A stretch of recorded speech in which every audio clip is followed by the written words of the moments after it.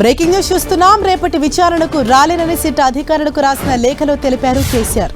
Municipal ఎన్నికలకు సంబంధించి నామినేషన్లకు రేపే చివరి తేదీ కావడంతో స్క్రూటినీ చేయాల్సి ఉన్నందున శుక్రవారం విచారణకు రాలేనని వివరించారు.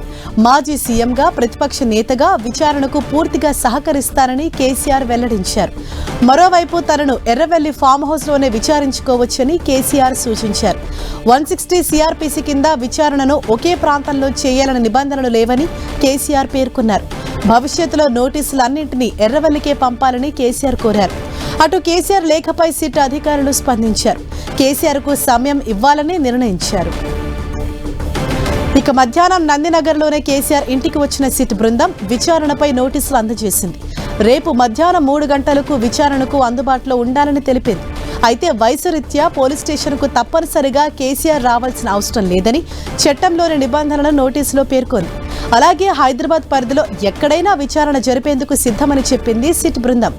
దీని ప్రకారం నందినగర్ నివాసంలోనే విచారణ జరుగుతుందని అంతా భావిస్తుండగా సిట్ అధికారులకు కేసీఆర్ లేఖ రాసి విచారణకు మరో తేదీ కేటాయించాలని కోరారు. ఫోన్ ట్యాపింగ్ కేసులో కేసీఆర్ సిట్ నోటీసులు ఇవ్వడంతో మాజీ మంత్రులు కేటీఆర్, హరీష్ రావుతో పాటు తెలంగాణ భవన్ నుంచి కేసీఆర్ ఫామ్ హౌస్కు బీఆర్ఎస్ లీగల్ టీం ఎర్రవెల్లిలోని కేసీఆర్ ఫామ్ హౌస్కు వెళ్లింది. సిట్ విచారణకు సంబంధించి కేసీఆర్తో చర్చించారు.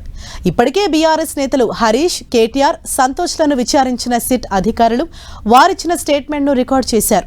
వారిచ్చిన స్టేట్మెంట్ ఆధారంగా కేసీఆర్ను విచారించే అవకాశం ఉన్నట్లు తెలుస్తోంది. కేసీఆర్ తర్వాత 1-2 రోజుల్లో జాగృతి అధ్యక్షురాలైన కవితకు కూడా నోటీసులు ఇచ్చి విచారించే అవకాశం ఉన్నట్లు తెలుస్తోంది.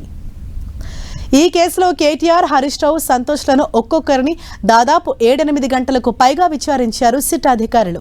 ఈ నేపథ్యంలోనే కేసీఆర్ను కూడా ఎంతసేపు విచారించనున్నారు అన్నది ఆసక్తికరంగా మారింది. అయితే కేసీఆర్కు ఎలాంటి క్వశ్చన్స్ వేస్తారనేది కూడా ఆసక్తికరంగా మారింది.